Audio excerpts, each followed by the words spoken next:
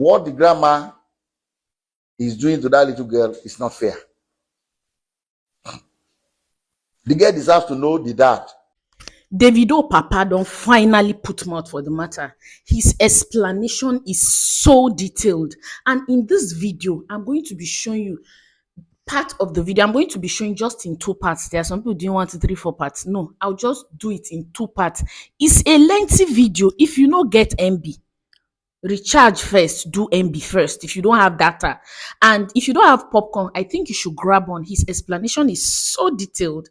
You don't mess with educated people. All we are asking for is an explanation like this. And now that you're talking, hey, now we know it's not that chat between, I think, the mother of the girl, be the girl, and the video, that there was a lot of you are you mad, are you okay? It's not all of that. Give something comprehensive, and the father have done it. And from what the father said, you will be seeing the video for yourself. It is understandable why Davido would normally react with so much anger. This is the video. See, leave your thoughts in the comment section, and the part 2 is on the way. Let's go. My name is Deji.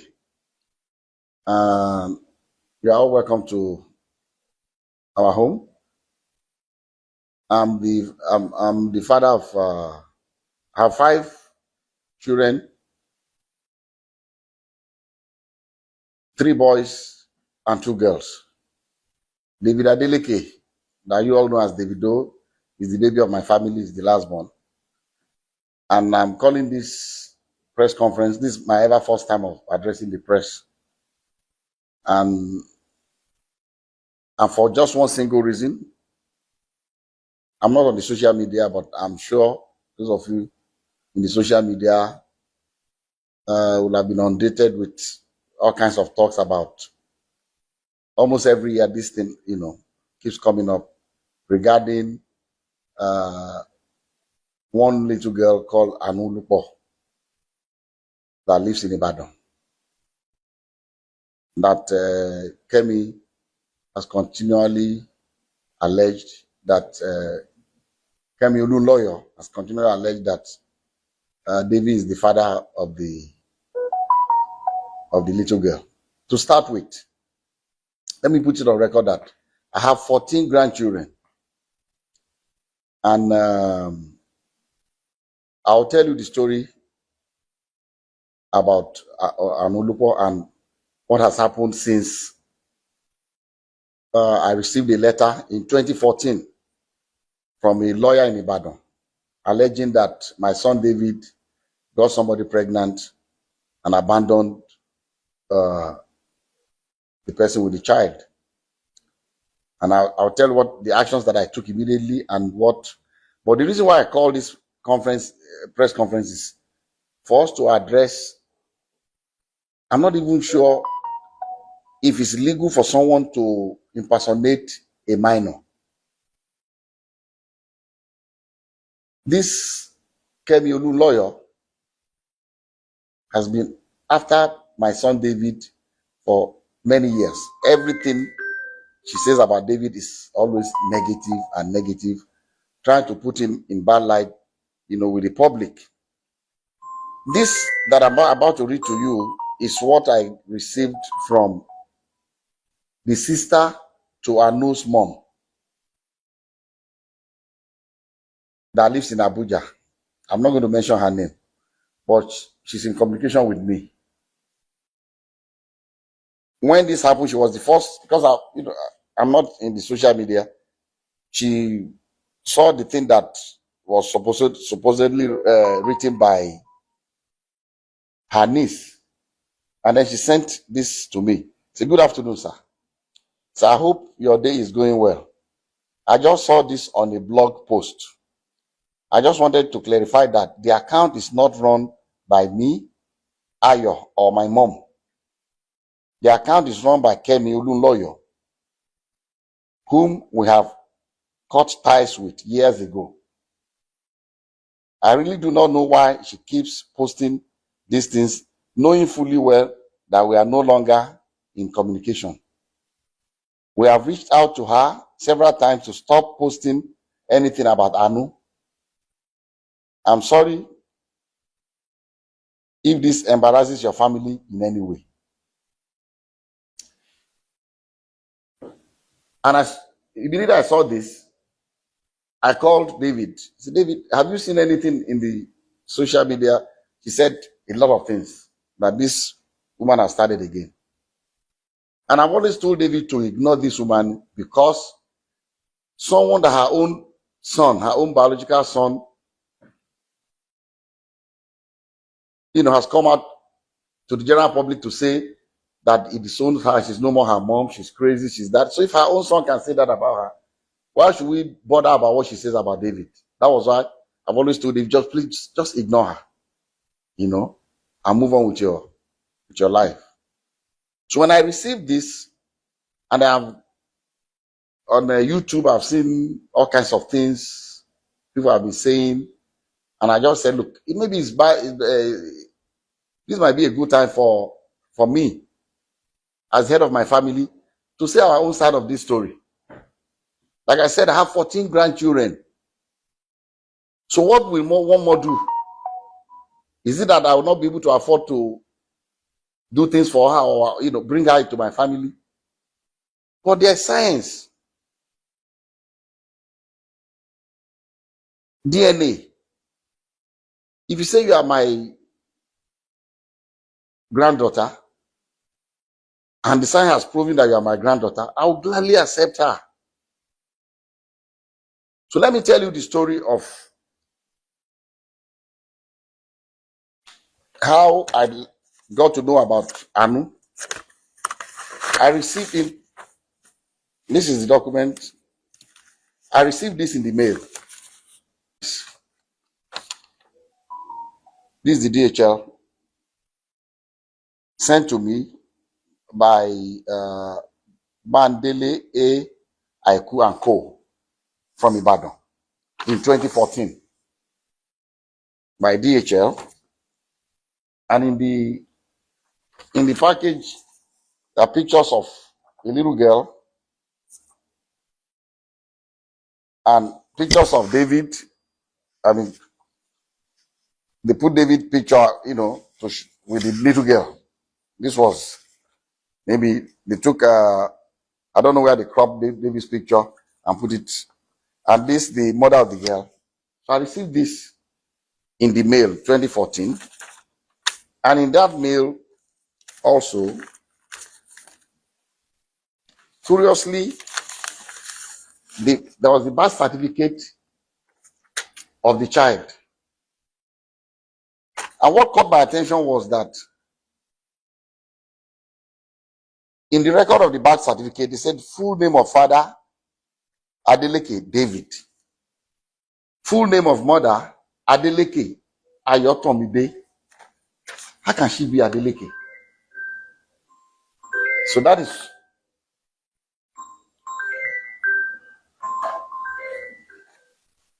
that caught my attention. And then also in that DHL package was this letter from the grandmother of Anu with her telephone number. I'm going to still show everybody up close so you can see everything. And he wrote, "Dear sir, I know you and your family are in good health and your work is thriving well because the Lord has been good to you, so I do not expect otherwise. Sir, I'm a widow with 2 daughters. I lost my husband 13 years ago and have single-handedly raised both of them with the help of God, but still having been, but it has been very challenging. Early last year, my eldest daughter, Ayotomide, informed me that your son, David Adeleke, was responsible for her pregnancy. Their meeting occurred when your son came to Ibadan for a show. I sat with her as a mother to ask her about the father of the child, and she has confided in me so many times that your son is indeed the father of her child. She put to bed on November 19, 2013, and gave birth to a baby girl. So I'm not trying in any way to extort you, but to ask that your son steps up for paternity test to confirm and take full responsibility of his daughter. I'm also not asking your son to marry her at all. Contained in this envelope are pictures of the baby and my daughter. Sir, I know you are a God-fearing man, and I plead with you for the sake of the pain that the widow goes through to raise our children, that you give me a quick and favorable response. Thank you, and God bless you. Immediately I saw this letter, even before calling David, before telling David, about this letter, I called this woman and I said, look, I've not spoken to my son yet, but I'm going to speak to him. But I'll suggest to you to give me your address in Ibadan. I'll send my driver to come and know where you live. But I can assure you that if this girl is my granddaughter, you have no problems with me. I'll welcome her into my family happily. She was happy. She gave me her address. I gave the address to my driver. My driver went to Ibadan the next day to know exactly where they live. And I told her that, look, the hospital that I use in Lekki here is an Indian hospital, Vedic hospital. That's where I do my checkups and everything. And that I can ask the hospital to arrange for a DNA test. So when I went to the hospital, I went there myself. The hospital told me that they don't actually do the DNA test in-house, but there's a clinic that they partner with that they will invite to take samples of both the child and the father. But these samples will be sent to South Africa for analysis. A laboratory in South Africa, because it's not done in Nigeria. I don't think they have a lab in Nigeria that can do the DNA analysis. And I said, okay. And I called her, gave her the information that anytime they are ready, I'll send my driver to pick you up from Ibadan. So on the appointed day, I sent my driver to Ibadan very early. And my driver brought the mother of the child, the grandmother, and the baby. The three of them came. And because my driver knows Vedic Hospital, they came in. They were already there before I came in with. I asked David to come here, and Lati, his aide. So David, myself, and Lati went, and we met them at Vedic Hospital. We went upstairs, and the Indian doctor said, he will allow only David, myself, the grandma, the mother of the baby, and the child. Lati can wait. So we're all in the same room, and he told us the procedure. It was not, I've read in the social media that they were drawing blood. It was not done by blood. It was from their saliva in their mouth. So they brought the thing and swapped David's and put it in the container and sealed it. Swapped the baby's own and sealed it. And they told us that these samples will be sent to South Africa for analysis. And then when it's ready, myself and the mom and the grandmother grandmother of the baby, signed that both of us will be the ones to receive the result. So when the result was ready, I called her. They said, Madam, they said the result is out. I'll send my driver to pick you up so that both of us, because they will not give it to one person. We've already signed that both of us will see the result.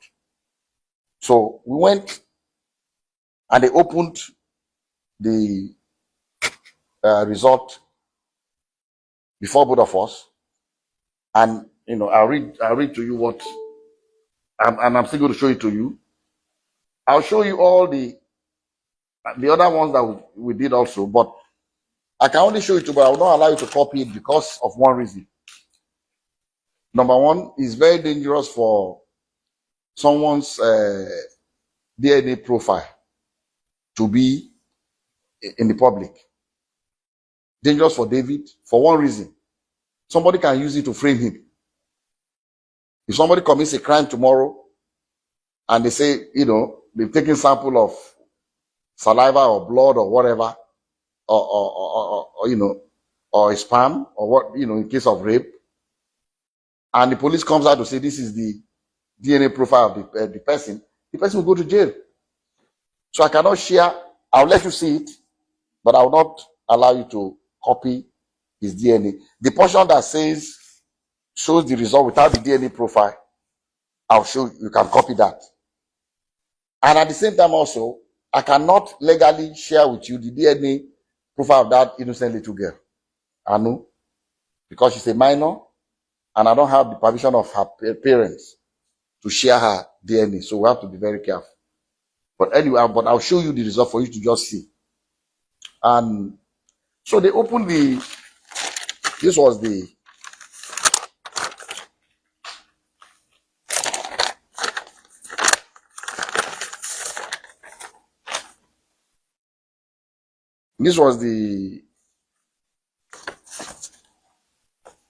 first DNA.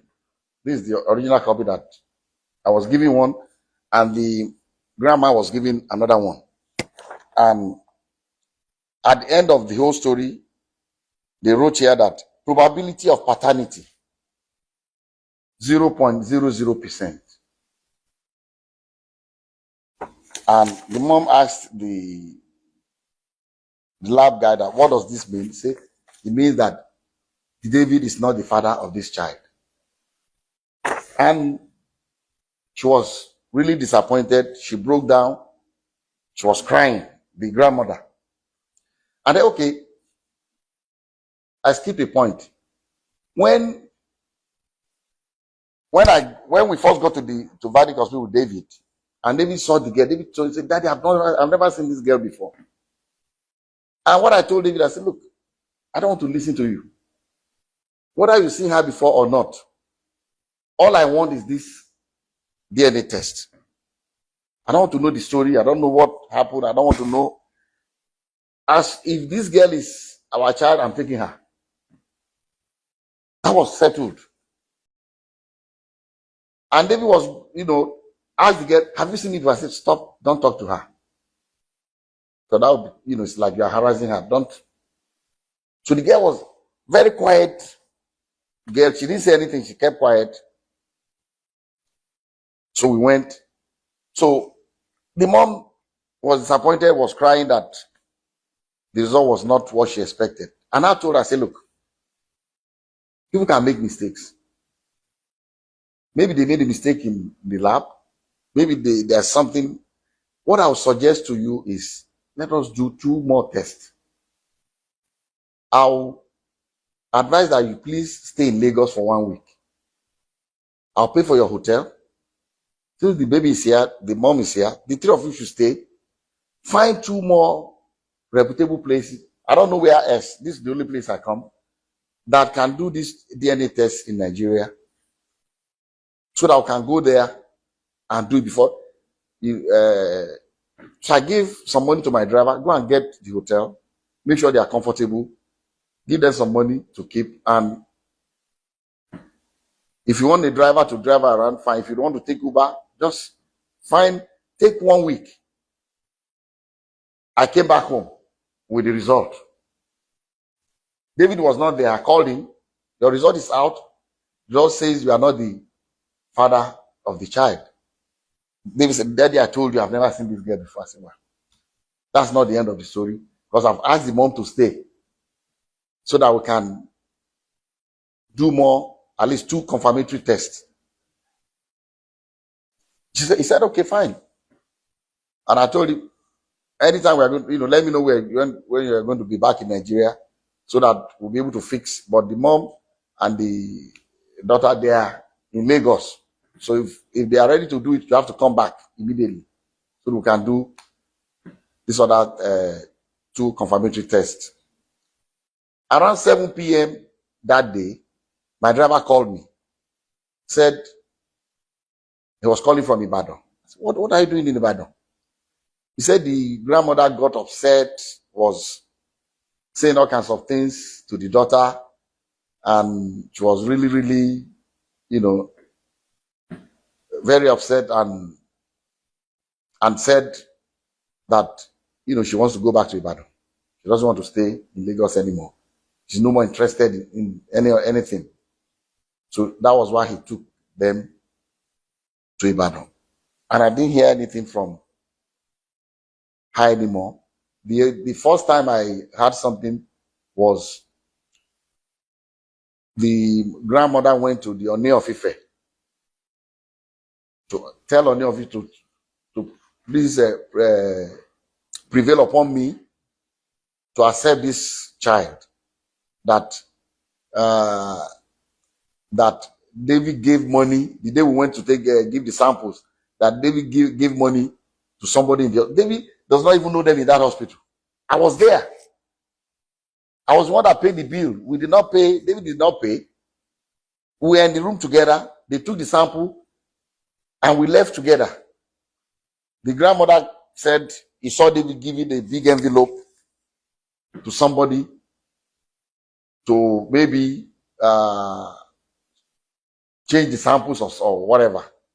She alleged that the thing was tampered with.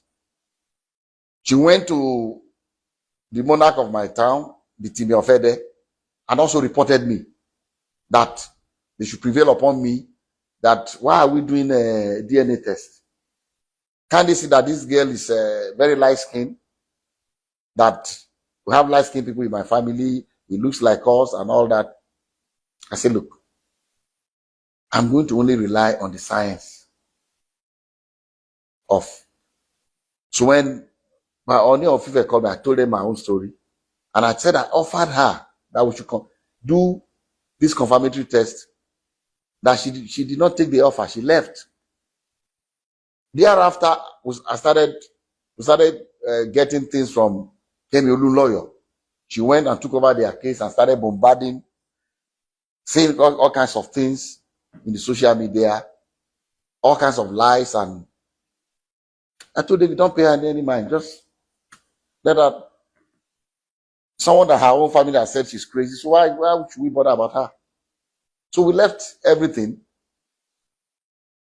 That was 2014. In 2020, I received a call, late 2020, when the COVID thing was, easing. So I received a call from the girl's auntie that lives, the younger sister to the mom, that lives in Abuja, and said, sir, please, I know you asked my mom to do this confirmatory test. Is it possible that we do the test now? I said, yes, we can still do it. Anytime, if this baby is my granddaughter, I want her. She said, okay. I said, this is what you do? Okay, and before then, through this Kemi and some other people in the social media, they also alleged that maybe it's not David, maybe it's my nephew called B Red. Because B Red's name is Adebayo, but his middle name also is David. It's Adebayo, David Adeleke.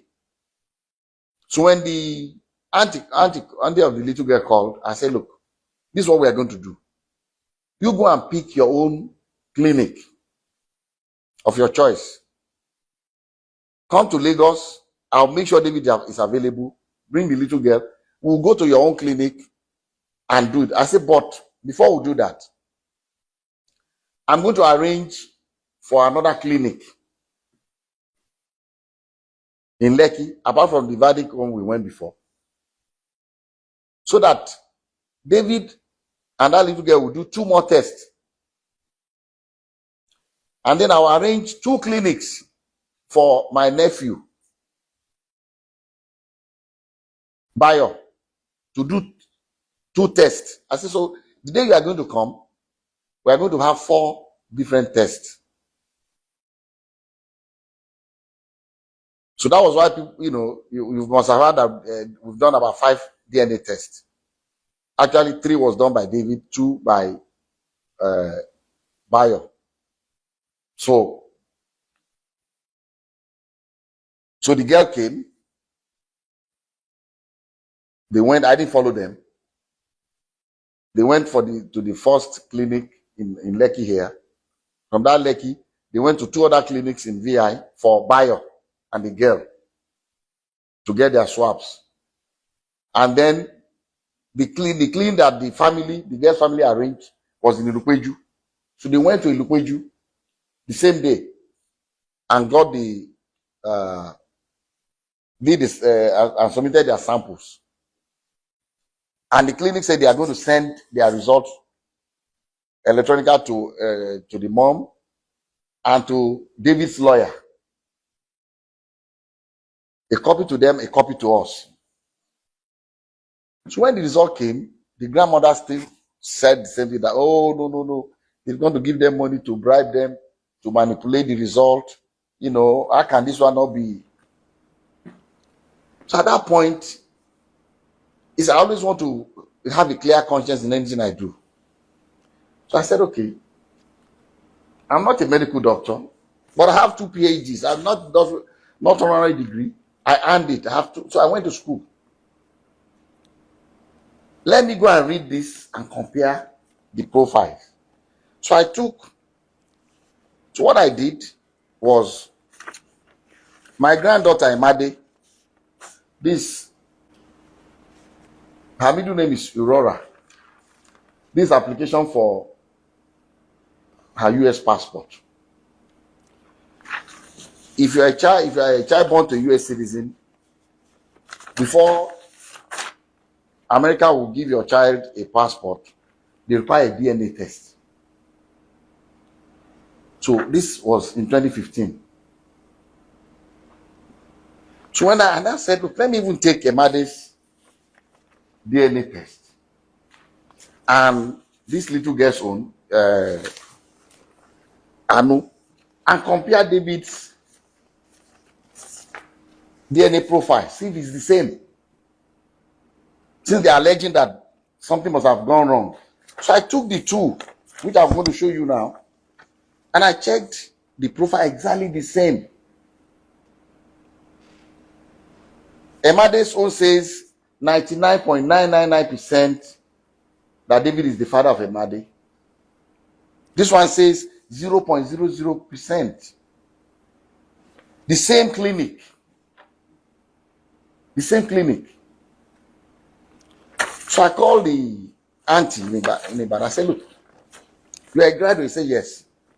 I said, look, the only reason I'm talking to you is because you are a very nice person. You are young and kind at your age.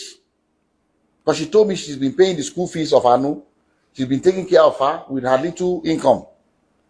I said, if you at this age, taking care of your mom, your sister, and your niece, you must have a very kind heart. And God will bless you. I said, but please, what did you study? He said she studied science. I said, since you're a scientist, please, take the 2 DNA results. You have it. Check your niece's DNA profile on the 2 different results. See if they are the same. Check David's own from the 2 different labs and see if they are the same. And I told her, I've already checked. This was in 2020. I said, I've already checked the one David did with for the US passport with Imade, and I've seen that the profile is exactly the same. So she called me back to say she has already checked. That, sir, she's not asking me. She needs my help, but she's not asking me for help for the little girl as a family member. And she knows that I help a lot of people to go to school. I have a foundation called the Springtime Foundation. At any point in time, we don't make any noise about it. But at any point in time, I have about 3,000 students in universities in Nigeria that I send to school. At any point, as we speak today, I have at least 3,000 students going to school under my scholarship. So I said, okay, what do you want me to do? She said, I cannot afford to continue to pay for her. If you can help me out. I said, look, fine. How much is her school fees? She told me. I sent her way more, a little more than that, because she needed to buy computer and things. I sent the money to her. Like I said, this auntie, I've never met her before. We've been talking on the phone. I've never met her in person. But like I said, very responsible, very kind, very nice, and I was impressed, with her. Even though even till now I've not met her. So I said, look, I'll be sending you X amount of money every month for Anu's upkeep. I did not even discuss with her, because I told her, I said, the day they went to Ilukweju, David called me after they left, said, Daddy, I feel sorry for that little girl. She needs to know her. Can we help the girl? I said, yes. But let them ask for it. If they don't need our help, we can't just rush to say. So when the girl came, I said, even David has told me that we can help this little girl. So after about 2 or 3 months, I called the girl's aunt in Abuja. I said, look, helping your niece is fine, but it will be better. You are a graduate, and just 2 of you in your family from your mom. Why didn't your sister go to school? He said, well, she dropped out, she was pregnant. That's okay. Does she still want to go to school? Because the help I can do for her that can help Anu is for her mom to make something of herself, get a degree, get a job, and take care of her child. She said, sir, if you can do that, I'll be very. I said, I'll do it. I have a school at Adeleke University. If she's willing to come, I will enroll her in the school. We have a program for mature, we call them mature students, people that are already married before coming to, they do a work study program where they earn 50,000 every month from the school while they are in school. I say, I'm going to enroll her in that program. Although she'll be in the dormitory, these other ones live outside campus because they are married, but I will allow her to be in the dormitory, be in that work study program, and earn 50,000 a month for herself. This is her school record. So she came to Adeleke University. We didn't announce it to anybody. While the lawyer was every year abusing us, the girl was in our school. I didn't say anything to anybody. I just told, they just ignore her. This is her school. I cannot show you her school record because it would be illegal to show you hers. But until she left, she did 100 level, she did 200 level, she had good grades. She was studying English. This is the mother of the child at Adeleke University. But I'll show you her scholarship and admission.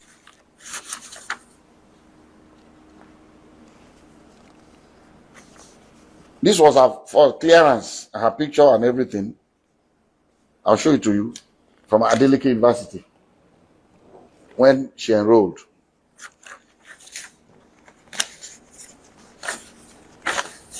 This was from Springtime Development Foundation letter of scholarship award.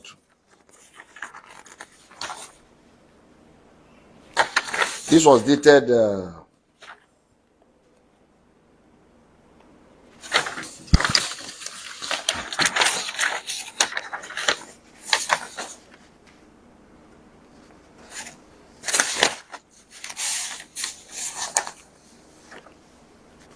This was dated 18th January 2021. Labinjo Grace Ayomide is what he wrote here. Maybe, okay, they wrote Ayomide, but it's Ayotomide Grace. This her school record. And I'll read the letter. Say, the spring down, this award of higher institution scholarship for 2020-2021 academic session, 100 level. The Springtime Development Foundation is a non-profit Seventh-day Adventist Christian non-governmental organization with its head office in Ede, Osun State, Nigeria. Established in 1996, exclusively funded by Dr. Deji Adeleke. One of the aims of the foundation is manpower development through the award of scholarships in selected higher institutions of learning in the country. In light of the above, I am therefore pleased to inform you that your application for financial assistance has been favorably considered by the Foundation's Board of Trustees. You have been awarded a scholarship in the sum of blah blah 100% to study English at Adeleke University. So, based on this, she enrolled, and she was doing well in school. She did 100 level, she did her 200 level. In August, I think August 2022, is it 2022 or 20, let me see, the last time she attended school.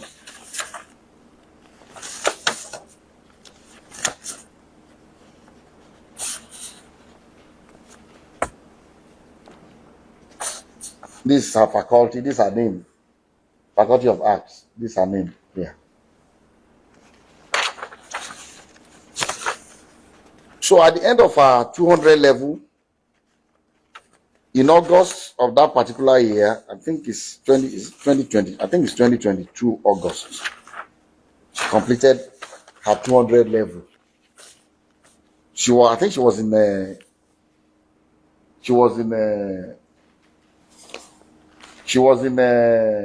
summer school. I received a call from my sister. My sister lives in Ede, my younger sister, to say that this woman came, the grandma came with Ayo and the little girl Anu to see her, and insisted that, look, she has gone to various places and they've assured her that Anu is David's child, that she should prevail upon me to accept the child. So my sister now told her, look, everything about this girl I know. The first thing, you see, I'm saying this because I want that little girl to have a closure. And it's what the grandma is doing to that little girl is not fair. The girl deserves to know the dad. And it's better to eliminate all leads to prove beyond reasonable doubt that, okay, this is. While Ayo was in school at Adeleke University, she confided in Dr. Sikiru Adeleke, my cousin, who works at Adeleke University, who I asked to please take care of Ayo, and who was in charge of where Ayo did her work study. He said, you are a very quiet, nice girl, you are smart, you are doing well in school. How can you not know who you got pregnant for? She told my Dr. Sikiru Adeleke that in actual fact that there's another person that works in a bank in Ibadan, and also shared the pictures of that guy. The guy is very light skinned. He said, okay, why didn't you do a DNA test with this guy also? He said, first and foremost, did you sleep with this girl? According to Dr. Secret, I was not there. I said, yes. So if you did, he said it was, before the guy got married, that they were dating. It's okay. Why don't you go to the guy and do the DNA test? He said the guy said he's already married, that you should just leave him alone, that doesn't want his wife to know anything about this, that he's not going to do any DNA test with them. In fact, Sikiru offered to say, look, you can compel him to do it. You can go to court and they'll compel him to do it if he doesn't want to do it voluntarily.